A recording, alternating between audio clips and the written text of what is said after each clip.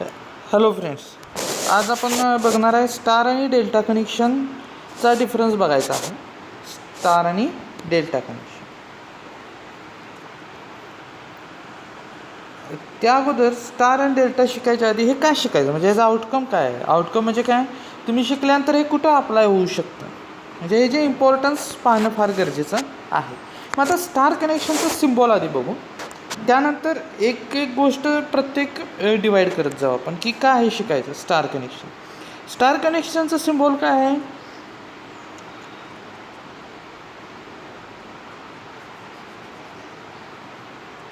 Star कनेक्शनचं symbol आहे असं Y आहे.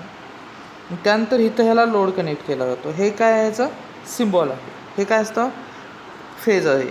फेज 1 म्हणू, किंवा ह्याला आर रेड, वाय आणि बी, आणि हे काय आहे, न्यूट्रल आहे. न्यूट्रल ग्रीन कलरचे असते, नेहमी लक्षात ठेवा. न्यूट्रलचा कलर कुठला असतो, ग्रीन कलर असतो. ह्यामध्ये आता हे काय शिकायचं की हे शिकल्यानंतर आपल्याला काय मिळणार आहे हे पाहणं गरजेचं आहे. Why we learn the star and delta connection. तर आपले जे स्टार कनेक्शन आहे ते 3 फेज 3 वायर सिस्टीम असते. 3 फेज 4 वायर किंवा 3 फेज 3 वायर सिस्टीम असते. 3 फेज 3 वायर सिस्टीम असते. ह्यामध्ये सगळ्यात फायदा याचा काय असतो, ह्याला न्यूट्रल पॉईंट कनेक्ट केलेला असतो. आता मागच्या लेक्चरला बघितलं आपण न्यूट्रल का कनेक्ट करायचं. न्यूट्रल का कनेक्ट करायचं, तर ज्यावेळी एखाद्या सिस्टीममध्ये अनबॅलन्स्ड करंट फ्लो होतो, अनबॅलन्स्ड करंट ज्यावेळी फ्लो होतो, एखाद्या सिस्टीममध्ये अनबॅलन्स्ड करंट फ्लो होतो, तर तो अनबॅलन्स्ड करंटला मार्ग पाहिजे की नाही कोणता तर. कारण का कुठलीही गोष्ट तयार झाली तर ती डिस्पोज झाली पाहिजे. म्हणजे जी गोष्ट तयार होत आहे त्याला मार्ग कुठं तर मिळाला पाहिजे, जेणेकरून आपण बघतो की हीट तयार झालेली आहे, तर ती हीट काय झाली पाहिजे, डिसिपेट्स झाली पाहिजे. नाहीतर सिस्टीम काय होऊ शकते, बस्ट होऊ शकते. त्या पद्धतीनंच अनबॅलन्स्ड करंट ज्यावेळी ह्याच्यातून फ्लो होत असतो त्याला मार्गही पाहिजे असतो. मग तो मार्ग आपल्याला कशा थ्रू मिळतो, तर ह्या न्यूट्रल सिस्टीममुळं मिळत असतो. मग असे बरेचसेच पॅरामीटर्स आज आपल्याला ह्या डिफरन्समधनं शिकायला मिळणार आहेत. मग आपण स्टार्ट करू की डिफरन्स स्टार आणि डेल्टा कनेक्शन्स. आता इथं डिस्प्ले छोटा असल्यामुळं आपण थोडे प्रत्येक मुद्दा घेत जाऊ. फक्त एक लक्षात ठेवा की इथं जे आपण लेफ्ट साईडला लिहिणार आहे ते स्टारचा डिफरन्स लिहिणार आहे, आणि राईट साईडला लिहिणार आहे ते डेल्टाचा डिफरन्स लिहिणार आहे. प्रत्येक वेळी आपण लिहित बसणार नाही, इकडे स्टार इकडे डेल्टा. तर आपण पहिल्यांदा डायग्राम ड्रॉ करू, म्हणजे तुम्हाला समजेल की ॲक्च्युली स्टार म्हणजे काय असतं. स्टार सिस्टीम म्हणजे बघा हे कसं आहे,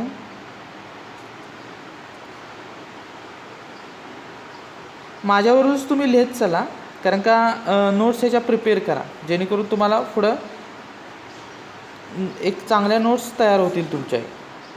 तर इथं बघा हे आर आहे, हे वाय आहे, हे बी आहे, आणि हा काय आहे, न्यूट्रल पॉईंट आहे. एक लक्षात ठेवा, स्टार सिस्टीमलाच न्यूट्रल पॉईंट असतो, डेल्टाला न्यूट्रल सिस्टीम नसतो. पण आपण ऑक्झिलरी न्यूट्रल घेऊ शकतो त्यामध्ये, इन केस जर आपल्याला गरज असेल तर. फक्त एक लक्षात ठेवा, न्यूट्रलमधनं काय फ्लो होतं, नेहमी अनबॅलन्स्ड करंटच फ्लो होतो. न्यूट्रलची गरज आपल्याला तीच आहे की जर सिस्टीममध्ये लास्ट लेक्चरला आपण बघितलं की 3 मजली इमारत आहे, खालच्या बाजूला मशिनरीज आहेत सगळ्या, नेक्स्ट फ्लोअरला कम्प्युटर लॅब आहे, आणि 3rd फ्लोअरला फक्त क्लासेस आहेत. तर ॲट अ टाईम जर सगळा लोड चालू केला तर मशीन लॅबचा लोड जास्त असतो, त्याच्यापेक्षा कम्प्युटर लॅबचा लोड कमी येईल, आणि त्याच्यापेक्षा क्लासेसचा येईल. अशा कंडिशनला जो अनबॅलन्स्ड करंट फ्लो होतो तो अर्थ केला जातो कशाच्या थ्रू, न्यूट्रल. एक लक्षात ठेवा, हा महत्त्वाचा प्रश्न आहे की न्यूट्रलच्या वायरचा कलर हा ग्रीन असतो, फेज नेहमी रेडमध्ये लिहिला जातो. आता डेल्टा कनेक्शनची सिस्टीम कशी आहे, तर हे बघा,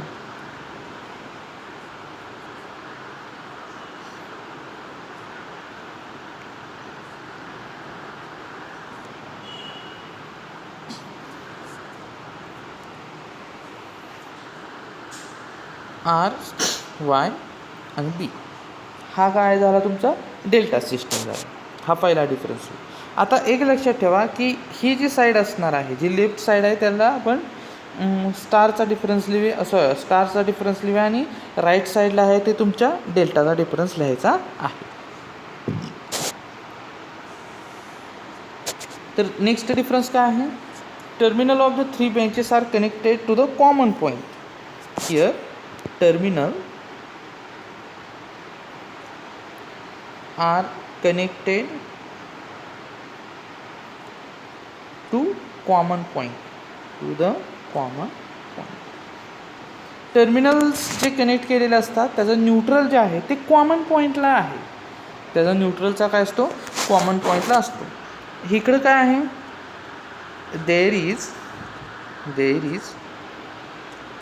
no common point. There is a no common point in circuit. There is a no common point in the circuit. ह्या लास्ट स्लाईडला बघितलं आहे. ह्यामध्ये बघा इथं आहे तो काय आहे? कॉमन पॉईंट आहे, पण ह्या ठिकाणी कुठलाही कॉमन पॉईंट नाही आहे. ओके. आता नेक्स्ट बघा, स्टार पॉईंटमध्ये काय आहे? Neutral point are exist in star connection. Neutral point are exist in star connection. Neutral point are exist in star connection. आता ह्यामध्ये बघा बऱ्याचशाच तुमच्या MSBTच्या सर्व पुस्तकात दिलेलं आहे की neutral point does not exist in delta connection. पण ज्यावेळी आपण बघतो की बऱ्याचशाच फील्ड वर्कमध्ये डेल्टा सिस्टीम जर असेल आणि न्यूट्रल पॉईंटची गरज असेलच तर ऑक्झिलरी न्यूट्रल ह्या ठिकाणी लागतो. त्यामुळं तुम्ही पुस्तकात कोणतंही MSBTचं साधं पुस्तक घेतलं तर त्यामध्ये neutral point does not exist in delta connection म्हटलं जातं. Neutral point does not exist in delta connection. पण ह्या ठिकाणी एक लक्षात ठेवा की जर इमर्जन्सी असेल तर ऑक्झिलरी न्यूट्रल हा वापरला जातो. त्यामुळं ह्या पॉईंट तुम्ही व्यवस्थित नोट डाऊन करा. मी येलो शाईमध्ये ते लिहितो. इथं बघा न्यूट्रल पॉईंट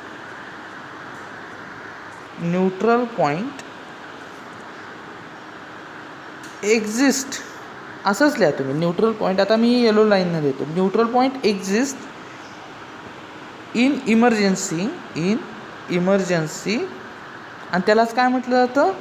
तर त्यालाच ऑक्झिलरी न्यूट्रल म्हटलं जातं. Auxiliary neutral. तुमच्या कुठल्याही पुस्तकात हे वाक्य नाही आहे, त्यामुळे व्यवस्थित नोट्समध्ये तुम्ही लिहा की न्यूट्रल पॉईंट डेल्टाला सुद्धा असतो, पण तो कसा असतो? ऑक्झिलरी न्यूट्रल असतो. ऑक्झिलरी न्यूट्रल म्हणजे काय केलेलं असतं?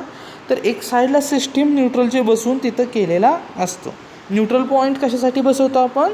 तर अनबॅलन्स्ड करंट जो असतो तो त्यातून फ्लो होत जातो. ओके. आता बघा नेक्स्ट,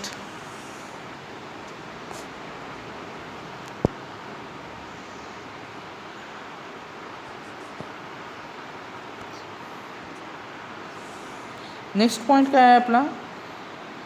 तर करंटचं इक्वेशन आहे. आता हे बघा, जो स्टार सिस्टीम आहे ती कशी असते आपली, डेल्टा सिस्टीम आहे ते मेश लाईक स्ट्रक्चर असतं. आता मेश लाईक स्ट्रक्चर जर असेल तर ती कशी आहे? Series connection.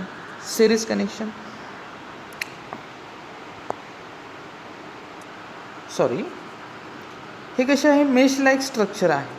Mesh like structure असेल आणि हे स्टार कनेक्शन सिस्टीम कशी आहे? स्टार कनेक्शन सिस्टीम कशी आहे? हे असे आहे. म्हणजे ह्या स्टारमध्ये आलेला करंट हा असा जाऊ शकतो. म्हणजे स्टार सिस्टीम कशी आहे? थोडक्यात सिरीजमध्ये आहे. स्टार कनेक्शन सिस्टीम जर सिरीज असेल तर त्याचा करंट काय राहतो? सेम राहतो.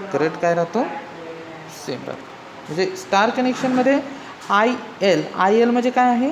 लाईनचा करंट बरोबर काय असतो? फेजचा करंट असतो. IL बरोबर आय फेज असतो. पण ह्या ठिकाणी IL बरोबर काय असतं? √3 आय फेज.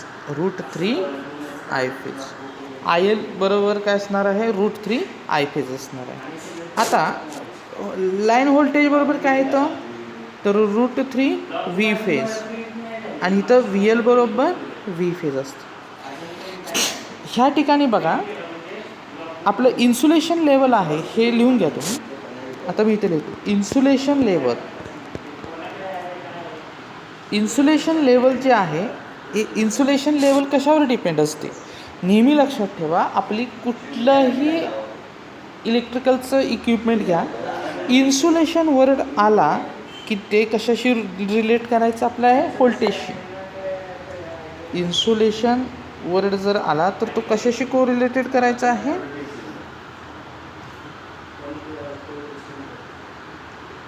तर व्होल्टेजशी कोरिलेटेड करायचा आहे. इन्सुलेशन वर्ड आला की तो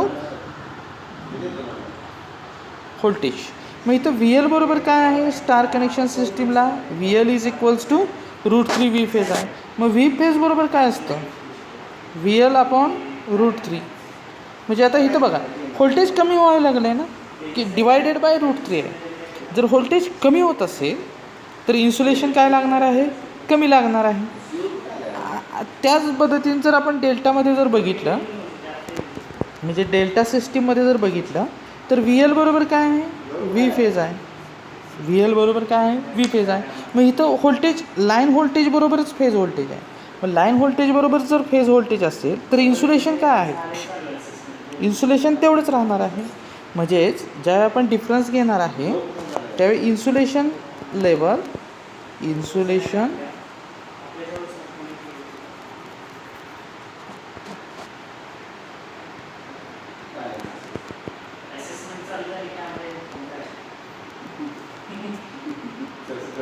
आणि इथं इन्सुलेशन लेवल काय आहे, is high. Insulation required is high. आता नेक्स्ट डिफरन्स काय आहे, it require less number of turns. Star सिस्टीममध्ये काय आहे, it require less number of turn.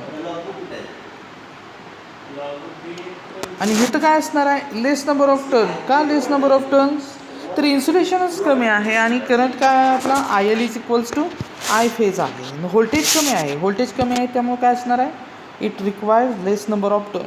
एक लक्षात ठेवा, प्रत्येक गोष्ट ह्यामध्ये कोरिलेट होत असते आणि ते कोरिलेशन आपल्याला हुडकायचं असतं. हे पाठ करायचं नाही डिफरन्स, तर व्यवस्थित लक्षात ठेवायचं आहे. आणि इट रिक्वायर्स डेल्टामध्ये काय येणार, it requires high number of turns, high number of turns.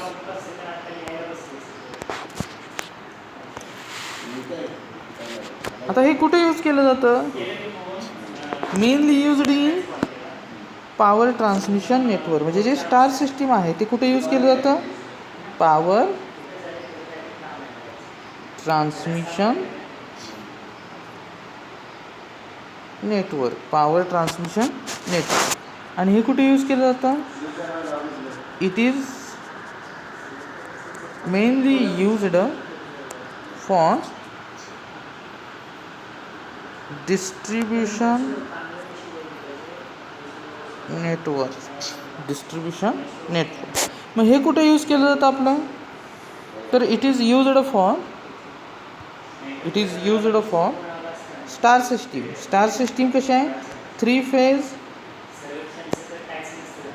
3 wire आणि 3 phase 4 wire, 3 phase 4 wire system आहे. पण ही फक्त काय आहे, 3 फेज 3 वायर सिस्टीम.